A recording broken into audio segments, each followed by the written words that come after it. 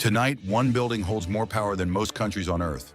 If it stopped operating tomorrow, AI companies would panic, car factories would shut down, and global markets would feel the shock within days. That building sits on a small island called Taiwan.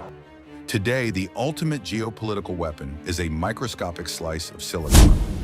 Over 90% of the world's most advanced microchips, the brains inside your smartphone, advanced AI, stealth fighter jets, are manufactured by just one single company on one tiny island, Taiwan. If this single production bottleneck stops operating for even 1 week, global supply chains collapse instantly. Car factories freeze, smartphone production halts, and the world's most advanced artificial intelligence models go dark. This isn't a trade war. This is a terrifying single point of failure that keeps every superpower on Earth awake at night. Washington is spending billions trying to build factories at home, while Beijing is moving fast to break the technological chokehold.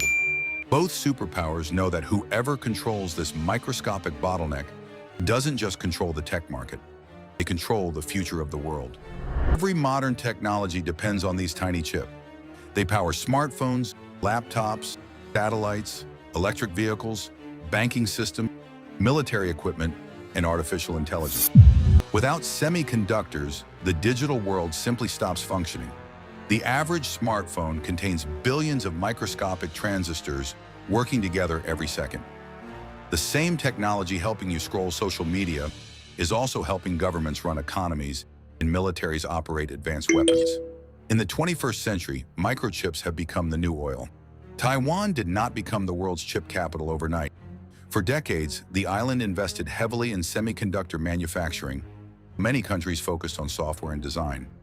One company eventually rose above all others. Today, Taiwan produces the majority of the world's most advanced semiconductors. This tiny island now sits at the center of the global technology ecosystem. Imagine something goes wrong: a military conflict, a blockade, a natural disaster. Production stops. Within days, manufacturers begin running out of advanced chips. Technology companies delay products. Automotive plants reduce production. Governments scramble to secure supplies. Financial markets react. What begins on one island quickly becomes a crisis for the entire world.